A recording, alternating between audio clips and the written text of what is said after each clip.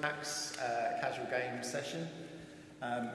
One thing I will mention, because I always have a terrible habit of completely forgetting, I've brought my cards with me, so if you have any questions that you don't want to ask today in front of everybody else, or ongoing for the rest of the year, that you have any questions at all, my card is, I'll put it over next to the dress thing, whatever film that, what film was that, Danny? It's what, sorry? Life is Beautiful. How did you know that? Just by, have you read that? Alright, okay. I was going to say I'd be slightly embarrassed I knew it that quick if I was you. But I've put my cards over there, so grab one of my cards if you have any questions about 3ds Max.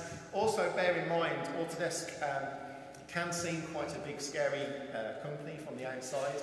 However, what we always do is spend a bit of time going around and seeing customers, and if there's anything in particular that you want to see with the rest of your workforce and have a good 1 or 2 hour session and a seminar where Autodesk come to your offices, then again, take my card and just simply ask us, because that's what me, Graham and Stuart, that's what we're paid to do day in, day out. So don't be afraid to ask for any assistance at all, which I may regret saying, but take my card and have a chat.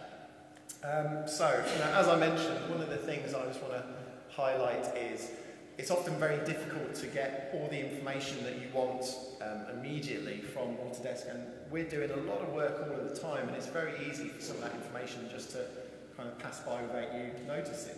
So what I would recommend you do is go to that website link at the bottom. It's my own personal kind of blog website where I just feed all the information that I find particularly interesting internally inside of Autodesk, and just want to share it with you guys. So if there's any new tools, any new techniques, any customers that I go see and I'm particularly impressed with their work and how they've done it, that's the place where I highlight it. So if you've not been to that website before, I strongly recommend you go there and just search through all the information, because there's a great amount of information there. I mentioned this in my previous session, so I just want to kind of mention it again just in case you weren't in it. But basically that link across the top, the autodesk.co.uk, meet the experts, it's a registration page, a landing page where for the past approximately 6 months Autodesk has done a webinar, so a web session. Webinar is a word that we completely made up, but everybody seems to use it, so let's go with it. But it's basically a web session, a masterclass or a presentation that normally lasts for about an hour to an hour and a half. And basically we have these typical companies like Pixemondo, bluegfx, Haymaker, Nexus, Chapeau, Envy, Blitz Games, basically just share their workflows and their techniques and their latest projects. So it's a really great resource to go to. What's also really good about these sessions is all of them are recorded. So all the past sessions we've done are available on demand. So if you're familiar with any of those names, if you like the work they do, then go to that website, because there really are a huge amount of resources there. And again, as I mentioned, all of them available for free. So the one tomorrow is with a company called Analog. Anybody heard of Analog Studios in London? Do absolutely beautiful work. They're talking through one of their latest TV sequences they did for Citizen Watch for the Japanese market. So really great project. In this case it's 3ds Max, but there's a huge wealth of resources that I'd recommend you go and have a look at. So the next one is tomorrow. Again, very quickly, just a couple of bits of information before we dive into the main presentation. There's a website called labs.autodesk.com. If you've not been to it before, I strongly recommend you have a look. It's available for all of the M&E and typical Autodesk products like AutoCAD, where basically this is a website where you can go and download some tools that we've released for free and just get your feedback on them. So they're tools that allow you to kind of see the direction that we're thinking about exploring and playing with. This is a quick project that I wanted to highlight. It's Project Cyviz. It came about from a research project to visualize cells and molecules. In this case, what you're seeing is a HIV cell. And basically, it's a research project based in the US. But the main reason for highlighting this is Python inside of 3ds Max. And it's a common thing that we get asked about. And this is a very early implementation that I think is particularly important, because most of you are asking me when I go see customers for Python in Max. So that's what I find really important about this. Not that I'm making any forward-looking statement about what might happen, but that is Python in Max. Okay, so let's kind of dive into the reason why you're here. I like the echo on this microphone. It makes it sound much more dramatic, doesn't it? I'm particularly impressed with that. But basically, this is the project we're going to look at. Band together. Hopefully you're familiar with Doom and Quake. If you're like me, you've probably wasted many hours playing those games. And this particular game, Band Together, was constructed on Unity for the iOS devices. And it was done by Dave Taylor and John Shelfant, who in the Max world and even in the gaming world are huge icons. So this is a project that they worked on. Bandtogetherthegame.com is the website to go to have a look and explore the game in a bit more detail. Now, to give you an idea what the game is, I've just got this quick clip just to give you a bit of background as to what it is, and you'll see kind of the quirkiness of this project, I would say.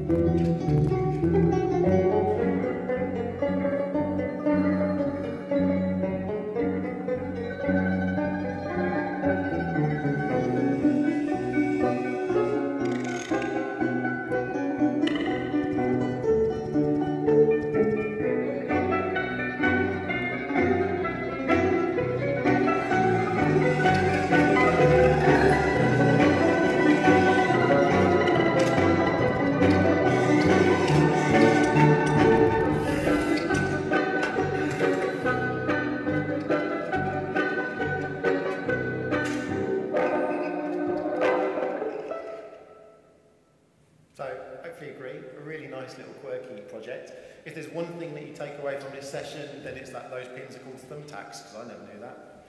So hopefully that in itself is useful for you. Anyway, let's close this down for a second and let's jump into 3ds Max. So, in this particular case, all good projects obviously start with, a simple sketch. It's, from my point of view, easiest, fastest way of getting down your ideas. We make amazing 3D tools and high-end 2D tools as well, but to be honest, the best way of getting your ideas out are, a nice, simple sketch. Now, in this particular case, the customer's workflow was they sketched down their ideas. This is the Bandai, however you want to say it, character. They then scanned that in, just a simple scan using, a normal scanner. Pulled it into Adobe Illustrator and just simply traced over the line work. Now what you could do is use Sketchbook Pro, again an Autodesk application, draw it out and it will make all of the vector line work straight away for you. So there's plenty of options, but we're not going to worry about that too much today. So I've got a nice simple scene and we're just going to go through the process of creating a character and going through some of the considerations that they had. So hopefully, are you all familiar with Max? So I guess let's start back at the beginning a little bit. Who's using Max at the moment? Okay, so all of you, okay. So you're all using Max. So in that case, as you're all Max people, that icon there, what is its name? Let's test you. It's near the end of the day. You can't even see it, can you? A little bit, yeah. As it's near the end of the day, I'm going to give you guys a little bit of a hard time. Make sure you're all awake. That little icon has actually got a name. Any ideas? No, it's called a jewel icon. There you are. So you can go back to your studio and amaze your friends and colleagues by telling them that that thing that they click on in the top left-hand corner where file used to be is called a jewel icon. There you are. Useless bit of information, but it's worth knowing, I think, perhaps. Makes you sound intelligent. Clearly not. Right, let's go to import then. In this case, we're just going to do a straight import file. Obviously, you're all using the 3ds Max project file system. I would recommend you use this project folder structure. It's incredibly useful for a lot of people. It takes a little bit of time to get your head around, but it's incredibly flexible as well. So if we go into the project folder structure, you'll see this little MXP file. If you've never played with the project folders, this MXP file is basically a text-based description. So let's open this up with, Notepad. And basically it's a human readable, nice simple text. It's not any kind of ninja language that you can't understand. But this allows you to completely customize the folders that meet your existing workflow. But what's really great about it is any auto backups that you make will be saved in the auto backup folder. It's such a ridiculously simple thing, but that saved my neck countless times by having the auto backups relevant to the folder or the character that I'm working on. Such a small thing, but I can't recommend it enough. This project folder system came about through working with various different customers, and in a lot of cases out in China, there's 2,000 seats of 3ds Max users sat in one area, all using this project folder. So it's extremely powerful, but chances are you're probably not using it, don't care about it, so let's move on. Right, so what we're going to do then, we're going to go to our bandy outline that we've constructed in Adobe Illustrator. You can see from the suffix, the naming convention on the file itself, it's just a simple AI file. I'm going to pull this in, I'm just going to do a normal merge, just so it pulls it in at the correct unit scales for me, and we'll just put it in as one single object for the time being. Now obviously I could, if I wanted to control individually the arm separate from the body, I could merge them as separate components, but in this case I'm going to go for the lazy option, which is typically what I do. So here we've got our little chap. Let's just go in, we're spinning them around. Obviously if you was here for the first session this morning, you would have seen that car crash, but there's one thing that you should have remembered, and that's whenever you spin to always press Ctrl R, and then that gives you a super fast way of spinning in the viewports. However, we don't care about that for this particular moment. What we're going to do is kind of get in and start constructing this little chap. So, from that point of view, there's some really great tools that are tucked away and often hidden. So one of the tools that I just want to quickly mention that we have is under the Edit options, you have this Transform toolbox. If you've never used this tool set or played with it, it's a great little tool. I'd recommend you just, if you're doing lots of modelling work and moving geometry around, I'd recommend you just have it and dock it on the left-hand side, because it's full of all the little simple stuff that you can waste a ridiculous amount of time kind of doing and fiddling and trying to find the icons to do. So in this case, simple little things like rotating 90 degrees. Again, really simple, and you can do it via other areas in the interface, but allowing you to do it this way, via a click or a drop-down preset that you choose or a numerical value here, is really, really simple, but they're all docked in one area to allow you to get there very quickly.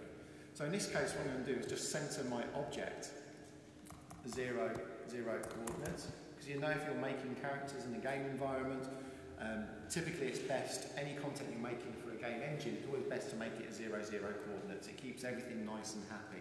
So again, a minor little thing, but just the ability to quickly center the object you've got selected based off the pivot points that you have here, again, is massively, massively beneficial. So from that point of view, what we're going to do is then move the pivot, in this case, let's move it down to that. Let's do it there. Cool. So you've got simple options here for the X, Y, and Z, so you can move the pivot coordinates based on the selections that you input. And again, very quickly, just move all that data around in the fastest way possible. If you don't want to do it in that method, then obviously the old school way of doing it is you come over here, you click on the icons for the hierarchy tab, you go to Effect Pivot Only, and then we go in and manually move it down to the bottom of the character. Again, you can see that we can still do that, but it took me about 5 or 6 clicks to do what took me over here just 1. And that's where this Transform toolbox really is. Really simple, but incredibly powerful. So here you can see I've moved the UCS, the gizmo, to roughly the bottom of the character. I should have been a bit more precise, but we won't worry about that. And then just simply center it so it locks it at back coordinates. Great little tool set. Really strongly recommend you have a look at it. So from that point of view, let's just close that down for a minute. What I'm going to do is just stand him up a little bit. So let's just quickly turn on that snap. Let's get him to 90 degrees. And let's spin him around. I'm presuming that's a him. There's nothing really there that says, but let's go with it. Let's pretend he's a him. Now, from that point of view, we've got all our spline work, and we can, of course, go in and start pulling around with the edges or pulling the verts and moving it around as you would expect. But for the sake of time, what I'm going to do is just simply leave it selected as it is. I'm not going to worry about welding any of the little dots, any of the verts. I'm just going to load on an extrude option onto the character. And as you would expect, when you load on an extrude, it gives you a non-realistic thickness because the amount is 0, 0, but it's just filling in those gaps ever so slightly. It's just capping it. So what I need to do is just kind of go through, give him a bit of thickness even I should say, and let's make it, that's probably a bit too thick. Let's go for 0.002. So we've got him about there. That's all good. What I would recommend if you're a new 3ds Max user, I'd also really strongly recommend you look at the whole modifier stack, but predominantly this little option over here, that's just a little message saying that my computer's not connected to the Autodesk network, which we know it's not, so ignore that message that appeared.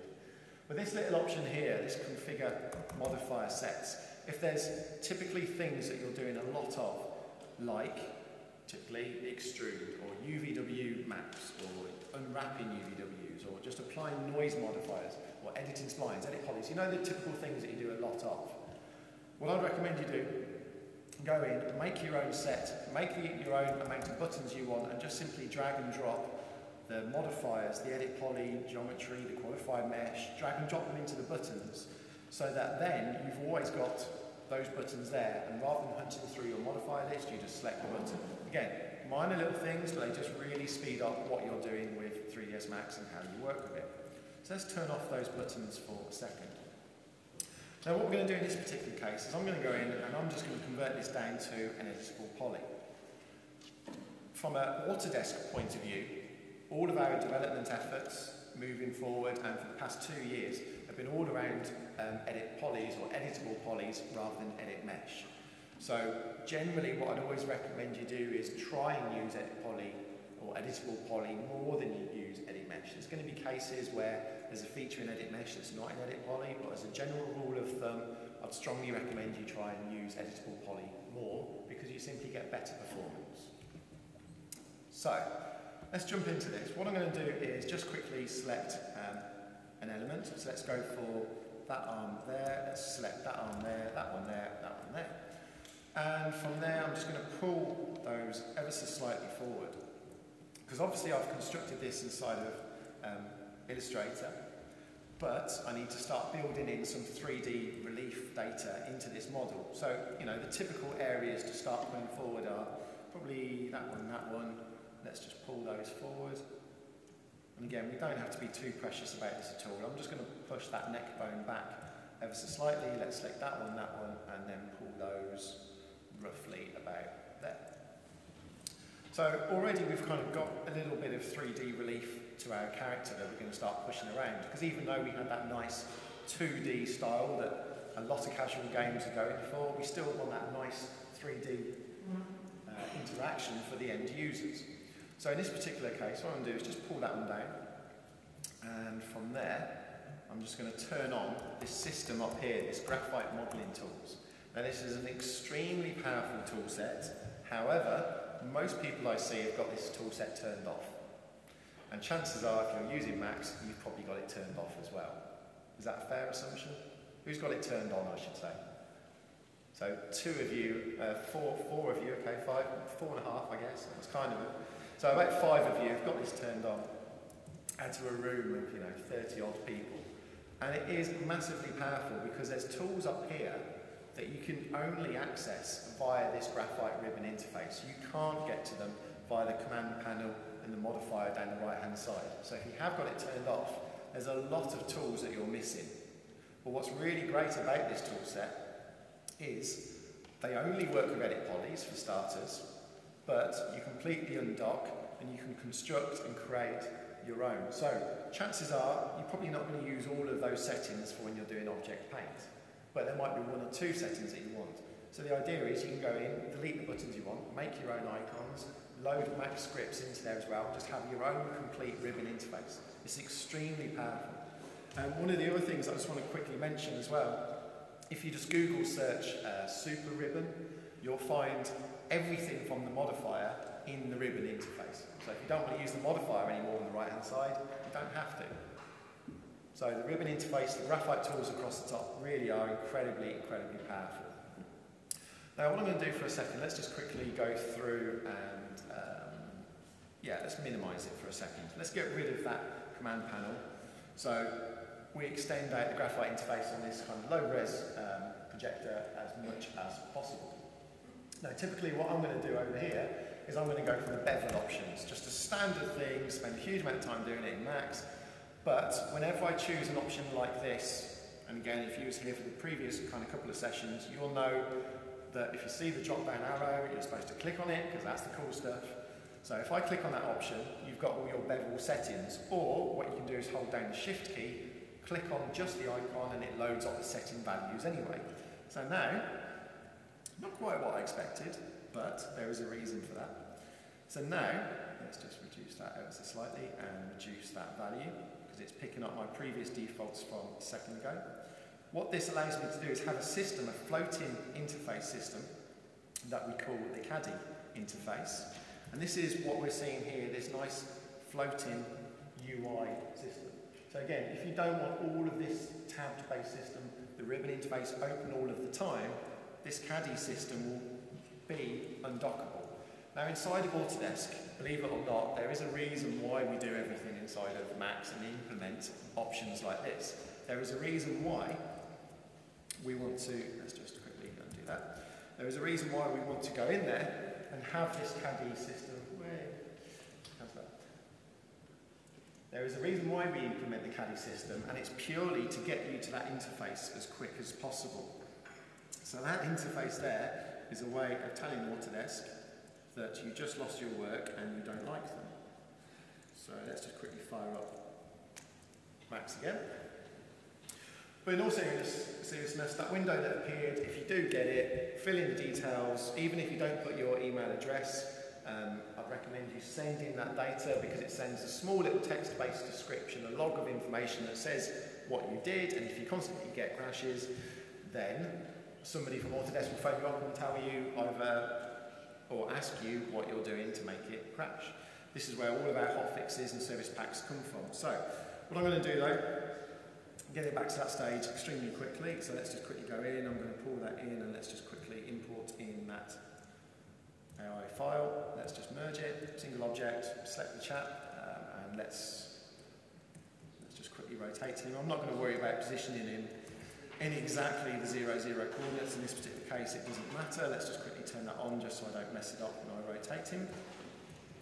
Let's go in, quickly select the little chap so I get the options that I want. Let's just load on an extrude. I know I want to do an extrude, so I'll type extrude in my modifier list rather than hunting through trying to find extrude in it.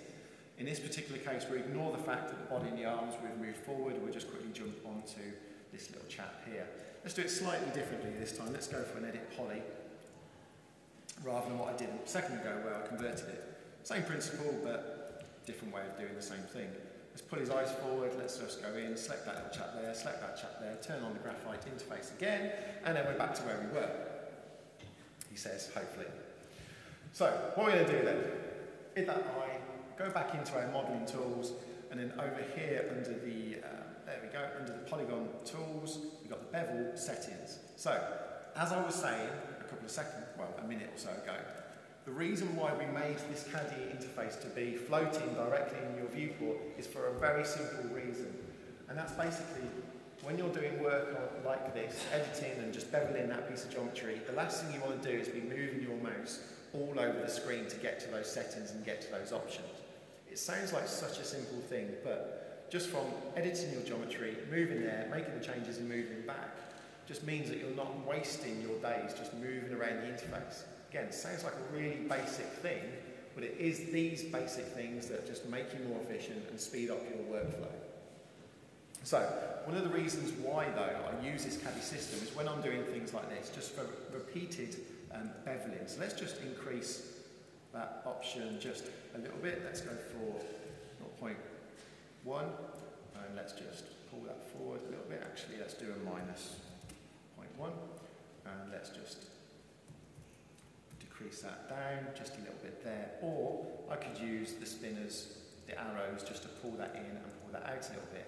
Now, as I mentioned, the reason why I want to use this caddy system is for things like this where I'm doing a repeated bevel operation, because we've got these three options down the bottom. Everything we're doing at the moment is in a really nice non-destructive way, so I'm not physically changing the geometry yet as such. What I've got is, via these three options, the ability to say, yeah, I like what I've done, I'm going to go for the big green tick. What I've done is absolutely rubbish, I'll go for the big red cross, or in this particular case, I want to add on another couple of bevel options. So I just re-perform that last operation that I did. Again, minor little things, but it's all about speeding up your workflow. And that's why 3ds Max is the #1 used 3D application out there on the market. We know it is because we own most of the others. So, moving on. What I'm now going to do is kind of start going through and texturing that Bandai little chap up. So I've got various different ways of doing that. I can start unwrapping him and start applying all the textures and the options, but for me, one of the easiest things, and I've got one kind of saved earlier, this is a little bit Blue Peter style. Is Blue Peter still going on telly? Do you know what? No, is it finished? Okay. So this is kind of pre-done, not Blue Peter, because most people don't know what Blue Peter is by the sounds of it.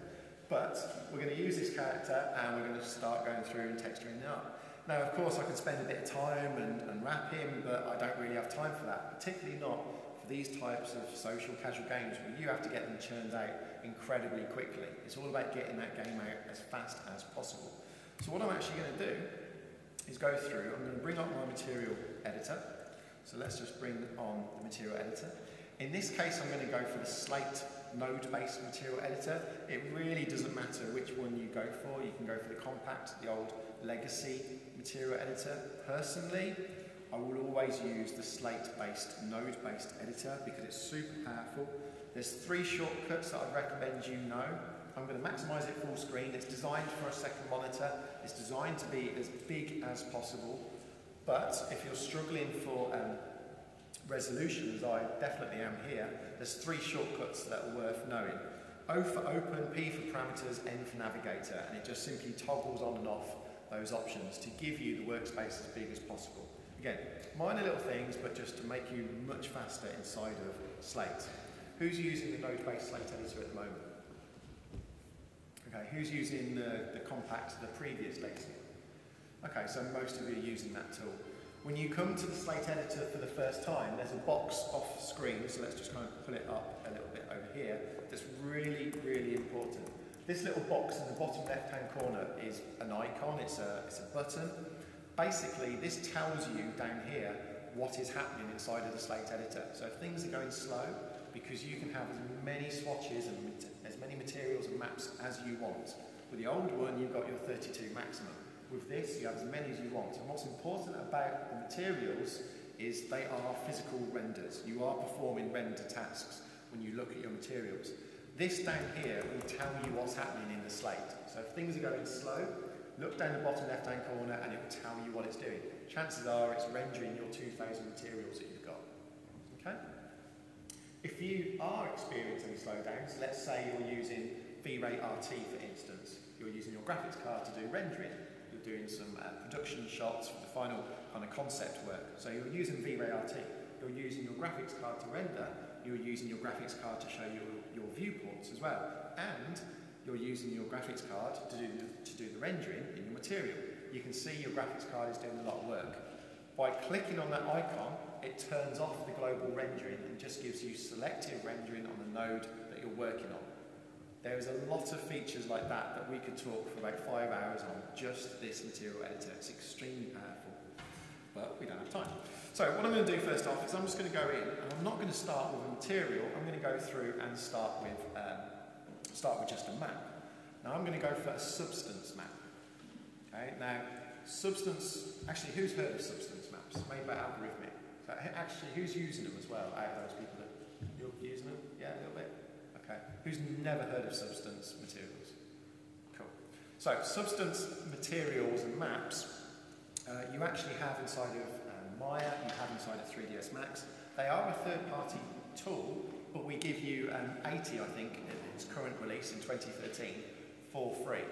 We also have them in our high-end tools like Flame if you do any 2D work, compositing and editing. It's exactly the same substance materials. But these are just maps, so why are they important to you? Well, these are what they call smart textures. They're procedural textures, but they're incredibly low memory footprint. Now that's brilliant because if you're struggling for game texture space, and the typical iOS game has a 512 by 512 texture resolution, if you have lots of characters, you're going to fill up your texture space pretty quick.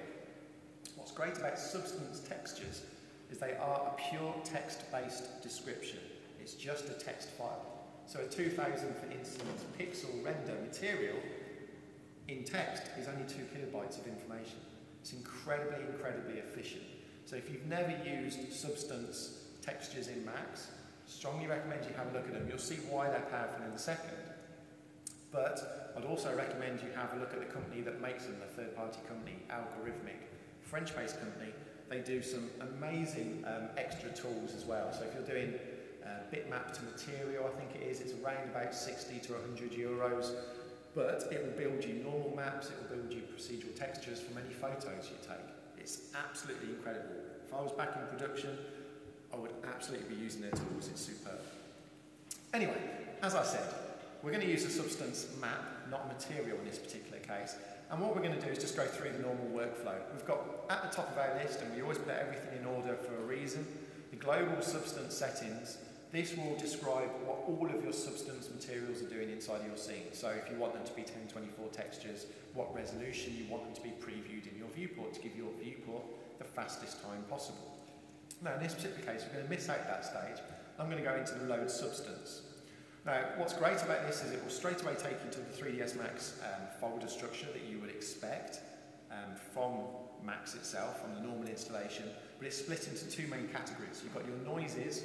We're not going to go through those today in detail, but if you're doing things like broken glass and you want a nice procedural broken glass effect, have a look at these tools. They are fantastic. But what we're going to go through is the normal textures, and I'm going to go for, let's go for crumpled paper. Why not? So we're going to load that in, and as you saw, it's just a simple 7K texture, but this is the end result. So let's zoom in a little bit so we can see it on screen. Okay.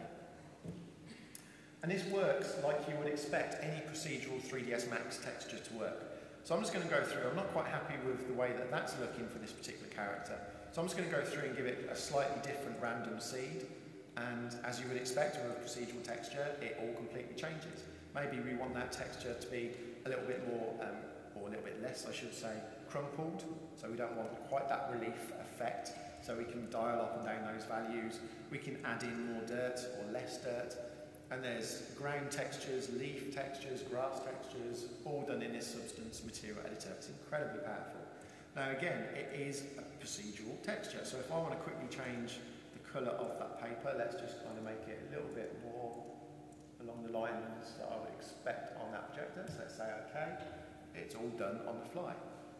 But bear in mind, this is just a visual description of a text file. You know, I can't emphasise that enough. Incredibly small memory footprint. So we've set it up, we've spent a bit of time. From here you can see the outputs that this substance map will generate. So on the fly it will generate you normal maps, displacement maps, diffuse, specular, and a whole host of options that you would expect. But what we're going to do is do something slightly different, because you're probably all expecting me to grab that texture and apply it to the object. Well, we're going to do it a little bit strange, quirky workflow. Because as I mentioned with Max, all the cool stuff is always when you right click.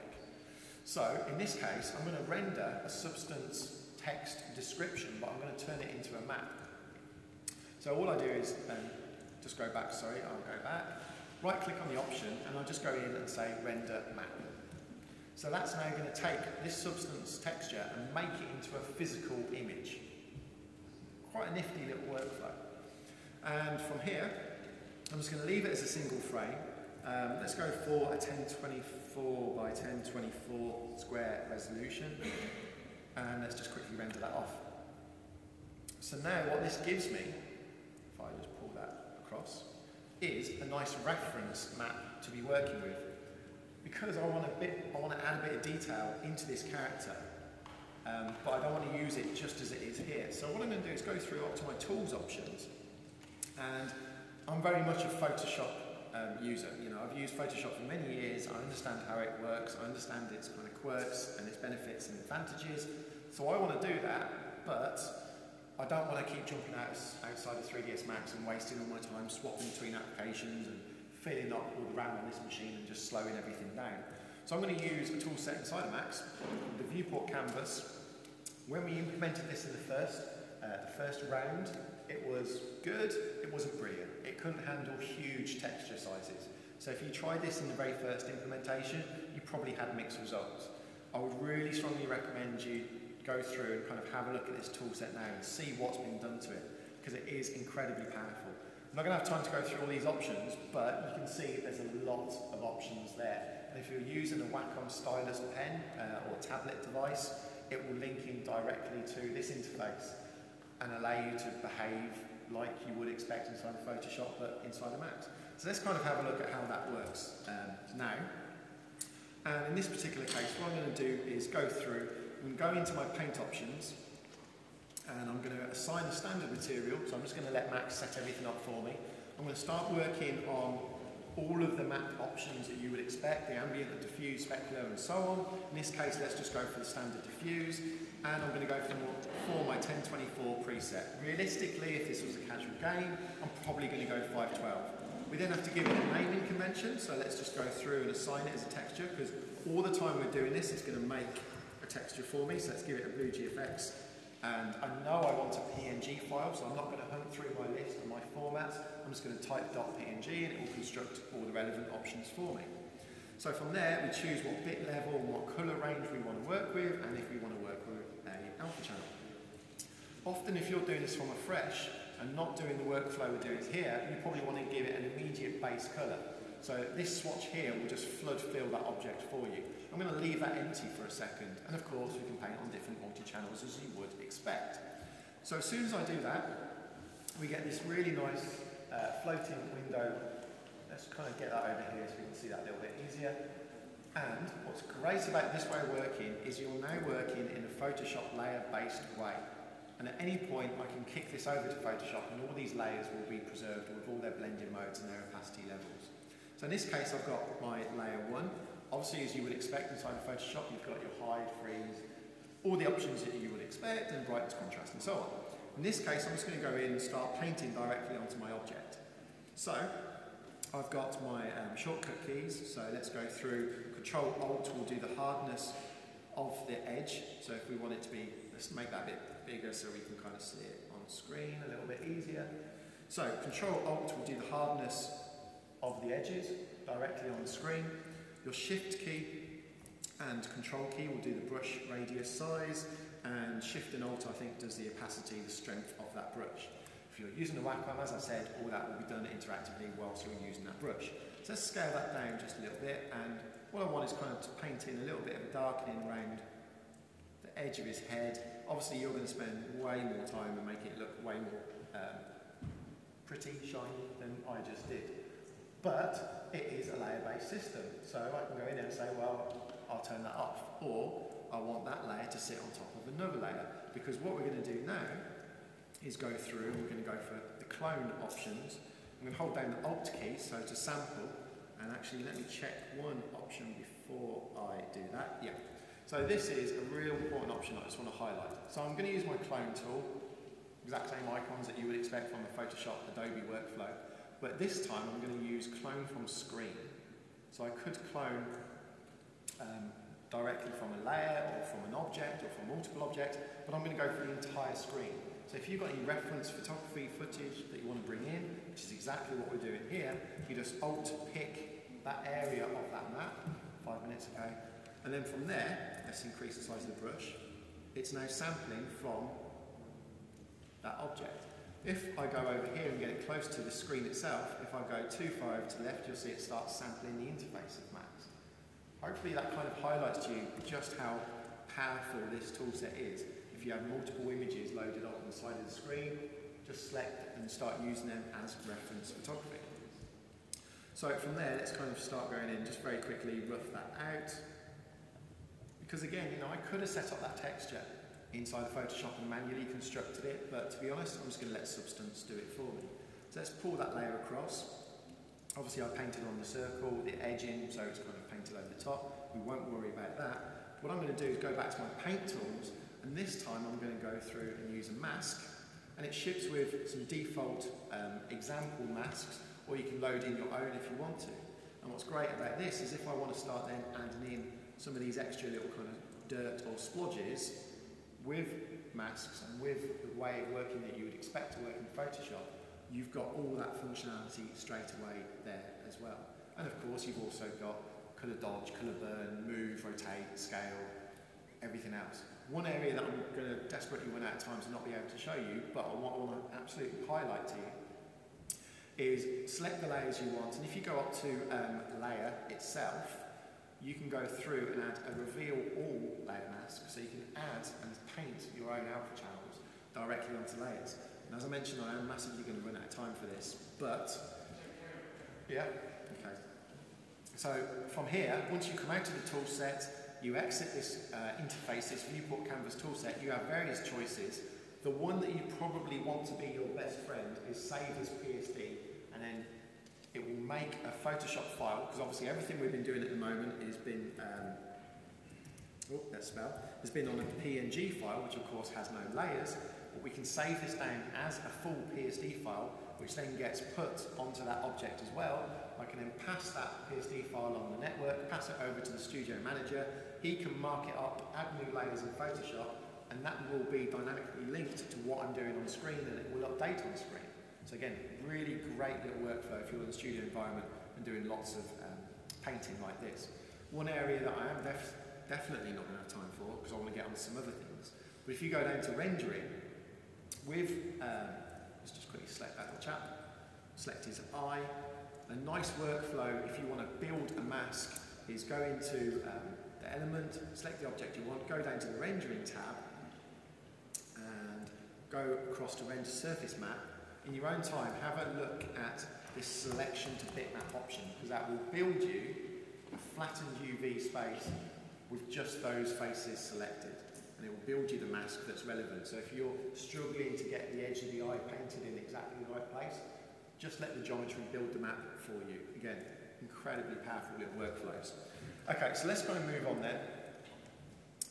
Let's go on to the final little chap, all fully textured. You can see I've spent a little bit of time painting in his eyes. Let's just turn off the edges for a second, adding in all that detail. And you can see kind of how we can get to these results really quickly and fluidly using these very simple tools. Now what I'm going to do over here is, let's go into the studio. So, around here, we've got all of our multiple Bandai characters. We've positioned them in the pose, and there's various different ways of doing that. You can use cat or biped. I would strongly recommend you use cat. But in this particular case, what they then did was set up a studio lighting system, because they got the concept art together and they needed to convince the people involved that this is going to be a good project to work with. So, we implemented a renderer inside of Max. Let's go to the old compact editor just to make things nice and easy. We implemented in a renderer that's predominantly seen as only an architectural visualization render engine, but it is incredibly powerful for just any kind of render it is. Absolutely where the industry is going. So what I'm going to do is just quickly make, let's just quickly go through. I'm going to go for a glossy finish. Let's give it a nice simple black texture. Let's drag and drop that on. Obviously you'll spend a bit of time naming it. It won't do what I just did, where you, actually you probably will do what I just did, where you won't bother naming. But let's give that a nice simple matte finish. Drag and drop that little chappy onto there. Let's give it a new name. And from there, we're just going to quickly go in and add a nice simple free, actually let's do it slightly differently. Let's go into standard. Let's go for an area omni. If you've never used this auto grid function, I'd strongly recommend you have a look at that, because what you can see on screen is that gizmo, that UCS is moving based on the geometry that's in my scene, so it locks onto the surface of an object. If you've never kind of used the auto grid function before, it's incredibly, incredibly powerful for doing this type of thing. Let's go through and let's leave.